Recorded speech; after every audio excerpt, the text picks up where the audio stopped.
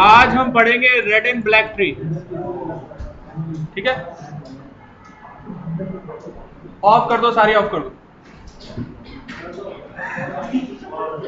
एक ऑफ कर दो, ऑन कर दो। हाँ सही है, सही। अच्छा, रेड एंड ब्लैक ट्री जो है वो कंटिन्यू हम करेंगे। इससे पहले हम डिस्कस कर चुके हैं बाइनरी सर्च ट्री को।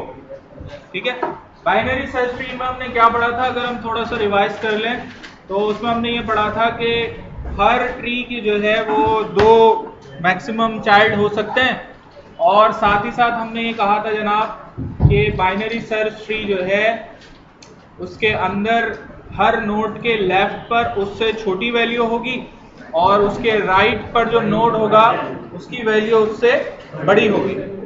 तो बाइनरी सर्च ट्री के बाद जो अब नेक्स्ट ट्री हम पढ़ने जा रहे हैं वो कहलाती है जनाब red and black tree. Red and black tree की खास बात यह है कि ये ट्री जो है वो पहले से ही बाइनरी सर्च ट्री होती है। यानी कि अगर हम ये कहें कि हर red and black tree binary search tree होती है तो सही है। हाँ, हर binary search tree red and black tree. Red and black tree के अंदर 4 इजाफी प्रॉपर्टीज होती हैं जो कि अगर किसी बाइनरी सर्च ट्री में है तो उसको आप कहेंगे कि ये रेड एंड ब्लैक ट्री है। वो 4 प्रॉपर्टीज क्या हैं? सबसे पहली प्रॉपर्टी तो ये है कि रेड एंड ब्लैक ट्री की हर नोड में एक इजाफी एट्रीब्यूट आ जाता है कलर के नाम से। यानी जब हमारे पास बाइनरी सर्च ट्री की नोड थी तो उसमें क्या था? डेटा, लेफ्ट पॉइंटर और write pointer. Red and black tree के अंदर एक एक्स्ट्रा चीज आ जाएगी, यानी कि उसका कलर, उस नोड का कलर क्या है। अच्छा, फिर ये जो कलर है ये भी ऐसा नहीं है कि जो दिल चाहे कलर आप रख देंगे। इसका कलर या तो रेड होगा या ब्लैक होगा, इसके अलावा कलर नहीं हो सकता। दूसरी जो इसकी इंपॉर्टेंट प्रॉपर्टी है कि हर लीफ नल जो है वो ब्लैक होगा। अच्छा, लीफ नल से क्या मुराद है? लीफ नल से मुराद असल में ये है कि अगर हम कोई ट्री बनाए, बाइनरी सर्च ट्री, और उसमें सपोज 3 नोड है और ये लेफ्ट पर नोड है और जनाब ये राइट पर नोड है, तो ये वाली जो आपकी नोड है ये नीचे, ये लीफ नोड कहलाती हैं। सही है ना? लीफ नोड के लेफ्ट पर भी नल है और राइट पर भी नल है, इसी तरह इसके भी लेफ्ट पे नल है और इसके राइट पर नल है। तो ये जो नल है ना, इनको अगर हम समझ लें कि ये नोड है तो ये उसकी बात हो रही है। यानी इनको हमेशा हम ब्लैक कंसिडर करेंगे। ये नोड तो नहीं है लेकिन ये नल है, तो हम ये कहेंगे कि लीफ का जो नल है वो हमेशा ब्लैक होगा। इसका क्या रीजन है अभी आगे मजीद आपको समझ में आ जाएगा। देखिए यहां मैं फिर कह रहा हूं लीफ नोड नहीं है, लीफ नल है। अच्छा, फिर तीसरी इंपॉर्टेंट प्रॉपर्टी है कि अगर कोई नोड रेड है तो उसके चाइल्ड भी रेड होंगे। अगर कोई नोड रेड है तो उसके चाइल्ड रेड नहीं होंगे। सही है? दोबारा से सुन लें, रेड के चाइल्ड रेड नहीं होंगे। पहली दफा जो मैंने बात की वो गलत थी। रेड के चाइल्ड रेड नहीं होंगे। इसको आप घुमा के कहें तो कह सकते हैं रेड के पेरेंट रेड नहीं होंगे। पेरेंट तो एक ही होता है, तो रेड का पेरेंट रेड नहीं होगा, रेड के चाइल्ड रेड नहीं होंगे। अच्छा, ब्लैक जो है वो आजाद है। ब्लैक का चाइल्ड भी ब्लैक हो सकता है, ब्लैक का चाइल्ड रेड भी हो सकता है, ब्लैक का पेरेंट भी रेड हो सकता है, ब्लैक का चाइल्ड भी रेड हो सकता है। तो ब्लैक नोट पे कोई पाबंदी नहीं है। पाबंदी किस पर है? रेड नोट पर है। और वो पाबंदी ये है जनाब कि रेड नोट का चाइल्ड रेड नहीं हो सकता। रेड नोट का चाइल्ड रेड नहीं हो सकता, ब्लैक हो सकता है। इसी तरह रेड का पेरेंट भी ब्लैक होगा, रेड नहीं होगा। ठीक है? यानी कि पूरी ट्री के अंदर आपको कहीं ऐसा नजर नहीं आएगा कि 2 रेड नोड एक साथ आ जाए। सही है? अच्छा, चौथी इंपॉर्टेंट प्रॉपर्टी ये है कि रूट से लेके लीफ तक के हर रास्ते में, हर पाथ में नंबर ऑफ ब्लैक नोड जो है वो सेम होंगी। इसका क्या मतलब है? इसका मतलब यह है कि सपोज ये हमारे पास एक ट्री है और इस ट्री के अंदर ये नोड हमारे पास मौजूद है और मजीद इसमें कुछ नोड्स में बना देता हूं, ठीक है। अब ये जो हमारे पास ट्री है इसमें कितनी लीफ है? 4 लीफ है। तो रूट से लेके लीफ तक जाने के कितने रास्ते हैं?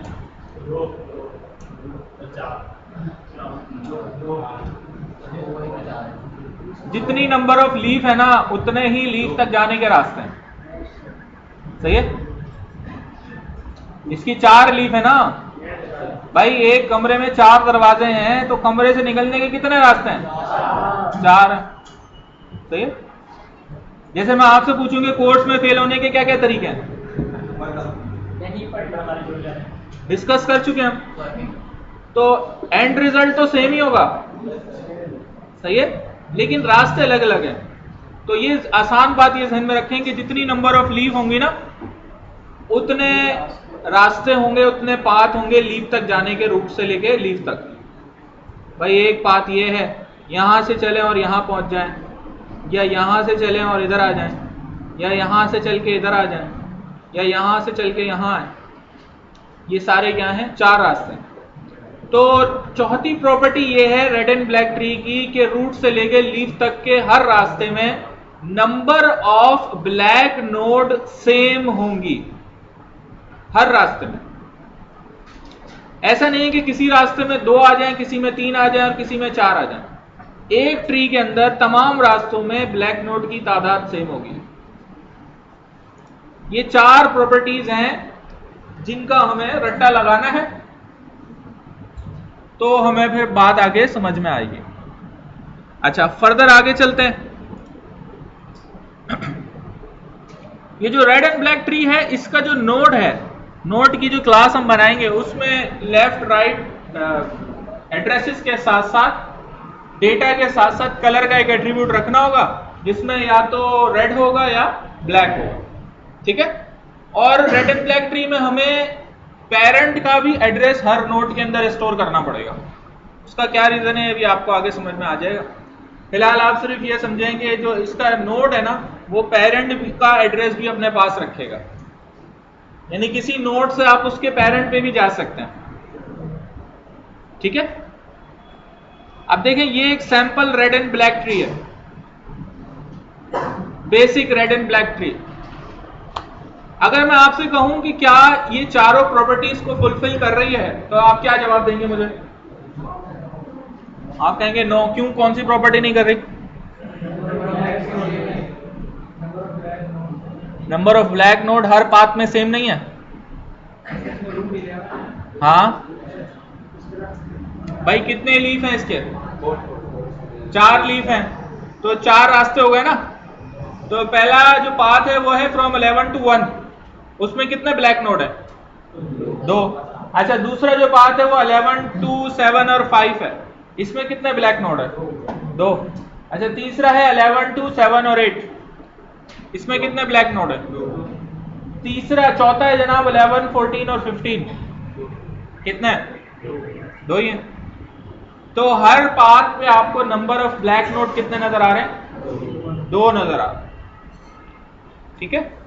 अच्छा, हर नोड का कलर या तो रेड है या ब्लैक है। रेड के चाइल्ड कोई भी रेड यहां पे नहीं है, सही है ना? नहीं है ना? अच्छा, फिर एक प्रॉपर्टी थी लीफ नल जो है उसको ब्लैक रखेंगे। अब ये लीफ नल से क्या मुराद है देखें, अब समझ में आएगा आपको लीफ नल से क्या मुराद है।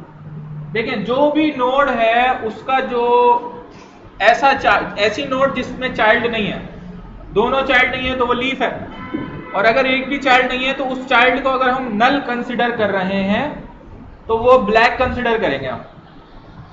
यहां ये देखें, अब आपकी बात समझ में आएगी। लीफ नल जो है वो ब्लैक होगा, लीफ नल जो है वो ब्लैक होगा, सही है। तो अब आप देखें, आप अगर इसको भी एक ब्लैक नोड कंसिडर करें तो फिर हर पाथ में आपको अब 3 ब्लैक नोड मिलेंगी, और नहीं कंसीडर करेंगे तो 2 ही मिल रही है, फिर ठीक है। समझ में आ रही मेरी बात? नहीं आ रही? इसका फायदा क्या है? फायदा अभी मैंने बताया नहीं, मैं तो अभी इसका स्ट्रक्चर डिस्कस कर रहा हूँ।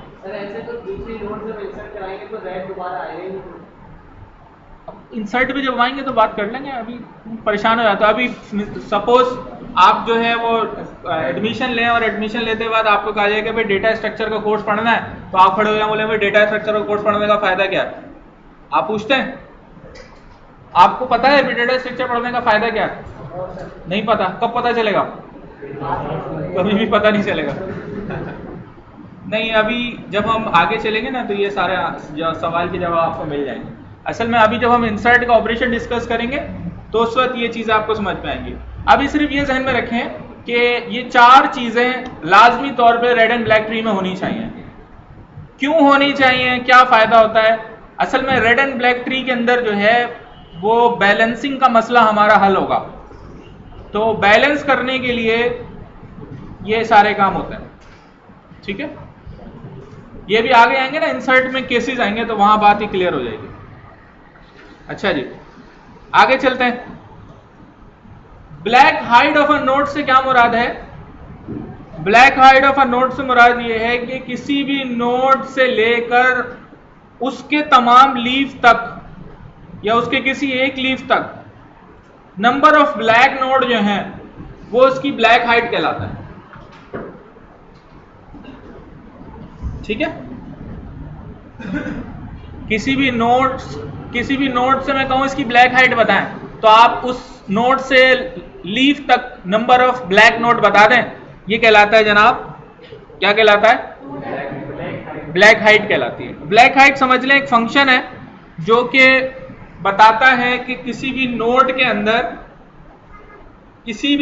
अंदर उसमें जाने के बाद उसको अगर हम ट्रेवर्स कर रहे हैं तो ट्रेवर्स करते हुए लीफ तक जाएंगे तो नंबर ऑफ ब्लैक नोड कितनी होंगी। अच्छा जी, ये तो था एक थोड़ा सा introduction about red and black tree. अच्छा, अब हम थोड़ा सा रेड एंड ब्लैक ट्री बनाने की तरफ आएंगे और उसके लिए पहले हमें एक ऑपरेशन समझना पड़ेगा और उस ऑपरेशन का नाम है रोटेशन। सही है? रोटेशन हमें समझ में आ गया तो फिर हम इंसर्ट का ऑपरेशन फिर समझ सकते हैं इसका।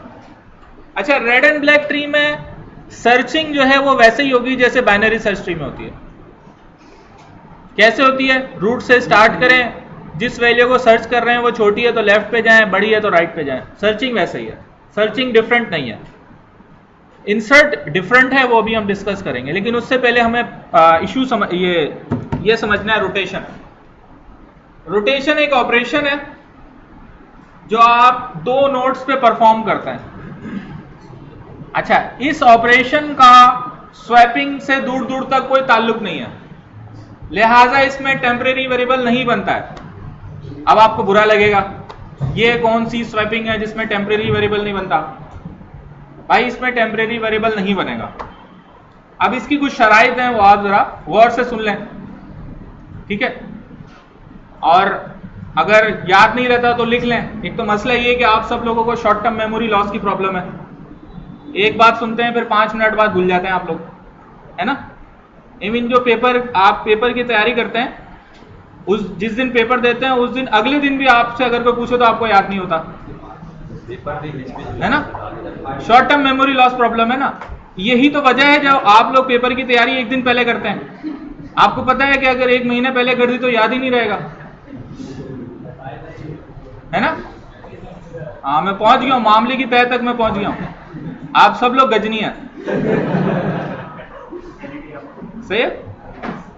अब ये जो रोटेशन है जनाब, रोटेशन जो है ये ऑपरेशन हमें समझना है।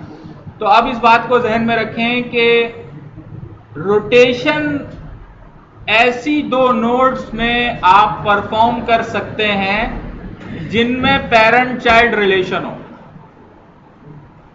यानी एक नोड दूसरे नोड की पेरेंट हो और दूसरी नोड पहले नोड की चाइल्ड हो। सही है? यानी कि सिबलिंग्स में रोटेशन नहीं हो सकती, ग्रैंड चाइल्ड और ग्रैंड फादर में रोटेशन नहीं हो सकती, सिर्फ पेरेंट और चाइल्ड में रोटेशन हो सकती है। पहली बात तो ये क्लियर कर लें। दूसरी बात ये जहन में रखें कि रोटेशन के ऑपरेशन में